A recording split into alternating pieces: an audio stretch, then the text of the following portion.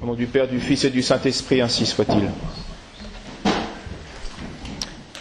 Et j'entendis, dit saint Jean, le nombre de ceux qui avaient été marqués du sceau, 144 000 de toutes les tribus des enfants d'Israël.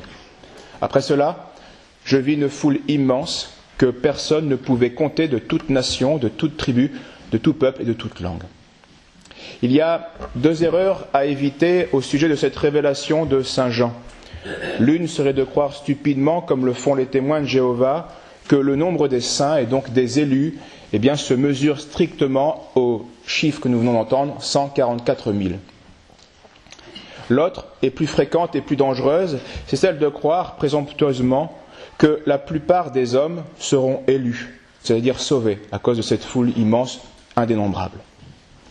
Dieu nous dit bien qu'une foule immense sera sauvée, certes, mais il nous a dit aussi que cette multitude, cette foule immense, restera le petit nombre des élus par rapport à la masse des damnés. Cette vérité du petit nombre des élus a toujours été crue et prêchée par les pères, par les saints, par les prédicateurs chrétiens, et cela sans scandaliser jamais le peuple chrétien. Mais chose étrange, remarquez-la, depuis le XVIIIe siècle particulièrement, cette vérité a été d'abord incomprise, puis enfin, de nos jours, complètement inversée. On pense aujourd'hui facilement que la plupart des chrétiens et même la plupart des infidèles se sauvent. Pie IX, au XIXe siècle, a dû contredire ces erreurs de la foi par ces deux sentences condamnées dans le syllabus. Première erreur condamnée, c'était de croire que les hommes peuvent trouver le chemin du salut et obtenir le salut éternel dans le culte de n'importe quelle religion. Et l'autre erreur était de croire que, tout au moins, doit-on avoir une bonne confiance dans le salut éternel de tous ceux qui ne vivent pas dans le sein de la véritable Église du Christ. Malgré ces précautions et ces condamnations, aujourd'hui, l'erreur opposée au salut du petit nombre flotte dans tous les esprits et est véhiculée constamment. Vous connaissez cette chanson bien connue, écrite par ce mi-juif, mi-païen, qu'on entend sur toutes les ondes. On ira tous au paradis, disait la chanson, le refrain. Une strophe, pour voir comment ce misérable blasphème, disait « N'aie pas peur de la couleur des flammes de l'enfer, on ira tous au paradis, même moi. Qu'on croit en Dieu, qu'on n'y croit pas, avec les chrétiens, on ira. Avec les chrétiens, avec les païens, et même les chiens, et même les requins. » Donc c'est peut-être amusant, mais cet homme rira peut-être moins le jour où il faudra voir qu'il n'y a ni requins ni chiens au paradis, et surtout pas des païens. Erreur d'autant plus grave encore et dommageable que cette hérésie est insinuée par l'enseignement post-conciliaire, et notamment Jean-Paul II. Jean-Paul II a cette phrase étrange, je vous la cite. « La damnation, disait-il, reste une possibilité réelle, mais il ne nous est pas donné de connaître sans une révélation divine spéciale si et quels êtres humains sont effectivement concernés. » Il insinue par là, à cause d'un seul petit mot, que peut-être l'enfer est vide, qu'on n'en sait rien. Ceci bien sûr est faux, puisque notre Seigneur nous a révélé le contraire. Remarquez bien combien un seul petit mot peut rendre une phrase hérétique. Je vais la lire avec le si et sans le si. Sans le si, cette phrase est juste. Avec le si, elle devient hérétique. Il ne nous est pas donné de connaître, sans une révélation spéciale, si des êtres humains sont effectivement concernés par l'enfer. Ceci est hérétique. Par contre, il est vrai de dire qu'il ne nous est pas donné de connaître, sans une révélation divine spéciale, quels êtres humains sont effectivement concernés par la damnation. Ceci est vrai. Vous voyez, c'est pourquoi avoir mis ceci en plus, car ça n'a pas de sens, ou ça a un sens, mais hérétique. Remarquez encore ce phénomène très étrange, mais explicable malgré tout. Plus la foi disparaît, moins on fait d'efforts pour se sauver, et plus on affirme que tout le monde se sauve. L'âge d'or de la chrétienté qui enseignait le petit nombre des élus, l'âge d'or de la chrétienté enseignait le petit nombre des élus, tandis que notre société apostate, elle, enseigne le salut pour tous. Alors, qui croire, bien sûr, évidemment, c'est l'Évangile. Mais la question qui revient souvent est de savoir s'il est à propos d'expliquer ces vérités aux fidèles, au peuple. Cette vérité peut, dit-on, troubler les âmes et en tout cas les décourager. Il y a peu d'élus. Si ces objections étaient fondées, eh bien c'est l'Évangile tout entier qu'il faudrait cesser d'expliquer au peuple. Car le Sauveur du monde nous a répété souvent et très clairement qu'il y a beaucoup d'appelés, mais que peu sont élus. Et il nous a dit aussi que le chemin qui mène à la perdition est large, il est spacieux. Et disait-il, le grand nombre va là. Mais que la voie qui conduit à la vie est étroite. Voyez, et disait-il, il y en a peu qui marchent. Faites effort pour y entrer, disait Jésus. Donc voilà ce que le Fils de Dieu enseignait et enseignait publiquement. Sommes-nous donc mieux instruits que lui de ce qu'il convient ou ne convient pas d'annoncer aux fidèles ? Non. Il faut donc prêcher l'Évangile et le prêcher sans rien y retrancher, sans rien y ajouter. Et malheur à quiconque s'en scandalisera. Mais cette vérité, il est vrai, fait trembler.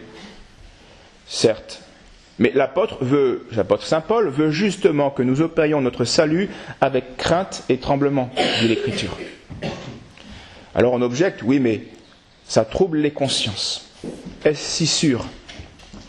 Il est vrai qu'il y aura toujours des âmes scrupuleuses qu'il faut rassurer, qui voient le péché où il n'y en a pas et qu'ils se croient damnés alors qu'elles sont sur la voie de la sanctification. Mais il y aura toujours, et en plus bien grand nombre, une foule de pécheurs qu'il sera bon de réveiller de l'illusoire tranquillité de la mort dans laquelle ils se trouvent et ils se sont habitués.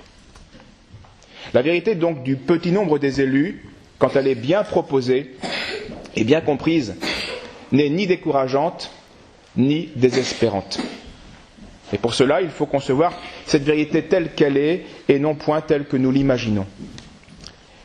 Il ne s'agit pas, bien sûr, de l'entendre de manière hérétique, à la manière calviniste ou luthérienne, en prétendant, par exemple, qu'il y aura peu d'élus parce que Dieu ne veut pas le salut de tous les hommes, ou parce que Jésus-Christ n'a pas répandu son sang pour le salut de tous, ou parce qu'il ne donne pas sa grâce à tous les hommes. De pareilles propositions scandalisent à juste titre des chrétiens parce que ces propositions sont hérétiques. Il n'en reste pas moins vrai que le petit nombre des élus est une réalité. Alors comment la comprendre ? Nous avons tout d'abord droit d'espérer que nous serons du nombre de ces élus. C'est un droit qui est fondé sur la bonté de Dieu, sur sa miséricorde, qui nous aime comme son ouvrage, sa créature, et dont la providence prend soin. C'est un droit, ce droit d'espérer, est aussi fondé sur les promesses de Dieu, qui nous regardent tous, et nous, surtout chrétiens baptisés en Jésus-Christ. Nous qui avons acquis un certain pouvoir spécial en tant qu'enfants de Dieu, d'être héritiers de Dieu. Mais remarquez-le, c'est encore plus consolant. Non seulement nous sommes en droit d'espérer que nous serons du nombre des élus, mais nous en avons même l'obligation. Car c'est Dieu lui-même qui nous commande cela et à tous, d'espérer en lui. De même qu'il nous commande à tous de croire en lui et de l'aimer. C'est un devoir d'espérer en Dieu. Il n'est donc jamais permis de nous entretenir volontairement dans la pensée que nous serons du nombre des réprouvés. Pourquoi ? Parce que dès lors, nous ne pourrions plus pratiquer la vertu d'espérance ni accomplir son commandement. Je dis bien être. Par contre, nous avons le droit de penser que nous méritons l'enfer. Ça, nous le savons. Par la race déchue dans laquelle nous sommes nés ou par des péchés personnels. Nous avons peut-être bien mérité l'enfer. Mais nous n'avons pas le droit d'entretenir cette idée que nous sommes définitivement damnés. Ceci est péché contre l'espérance et Dieu nous l'interdit. Perdre cette espérance, c'est se rendre coupable donc d'un péché qui est énorme. Car on peut être actuellement pécheur, malheureusement, mais aussi plus tard faire partie du nombre des élus.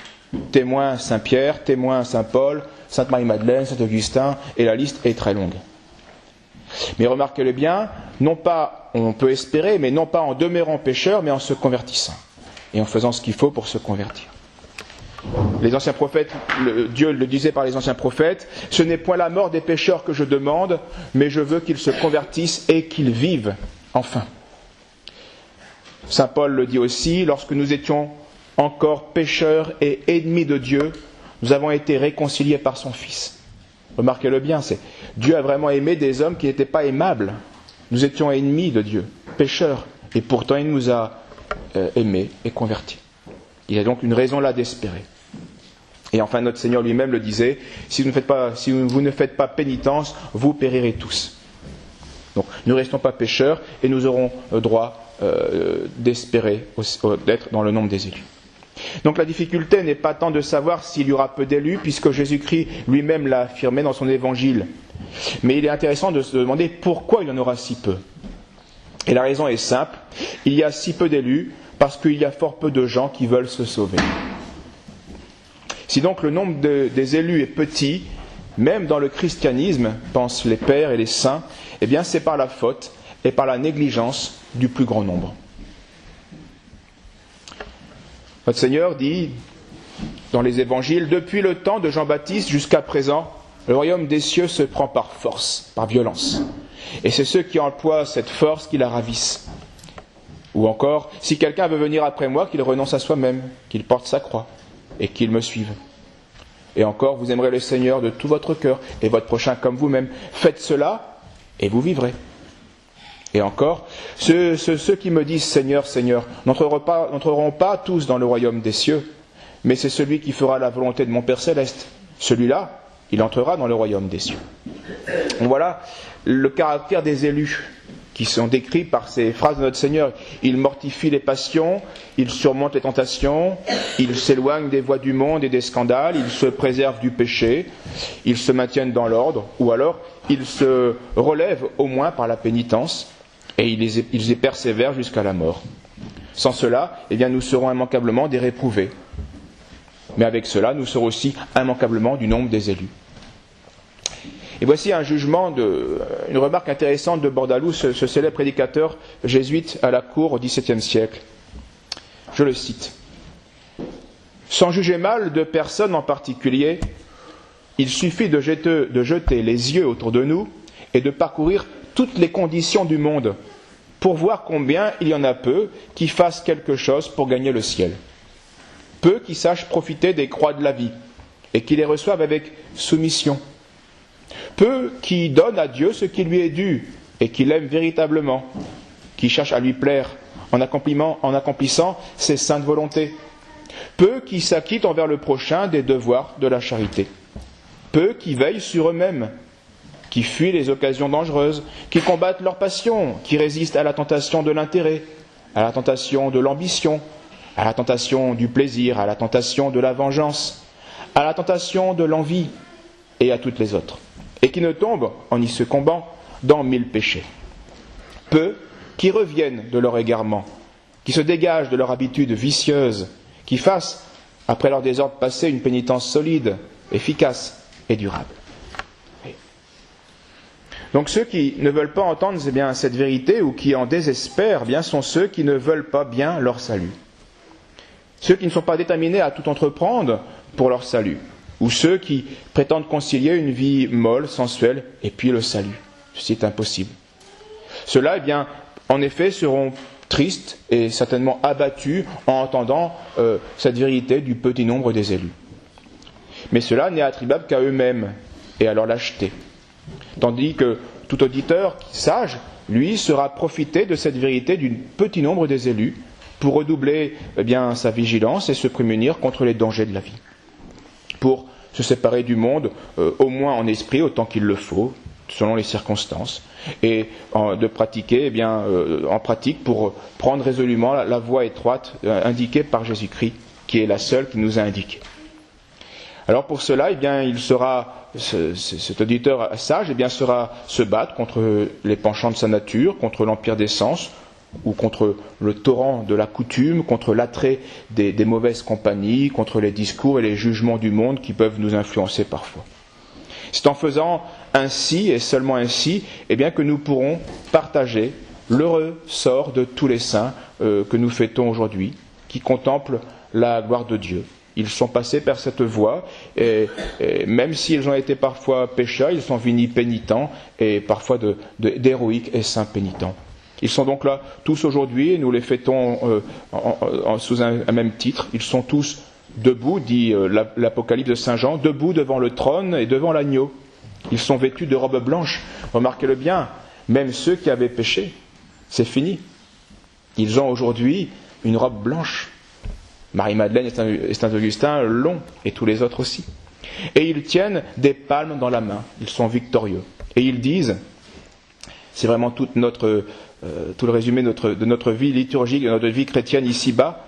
Et la louange qui commence aujourd'hui finira de manière éternelle par ces mots, et même sans mots, qui donc disent devant le trône et l'agneau, Amen, la louange, la gloire, la sagesse, l'action de grâce, l'honneur, la puissance, la force, soit à notre Dieu pour les siècles des siècles. Amen. Au nom du Père, du Fils et du Saint-Esprit, ainsi soit-il.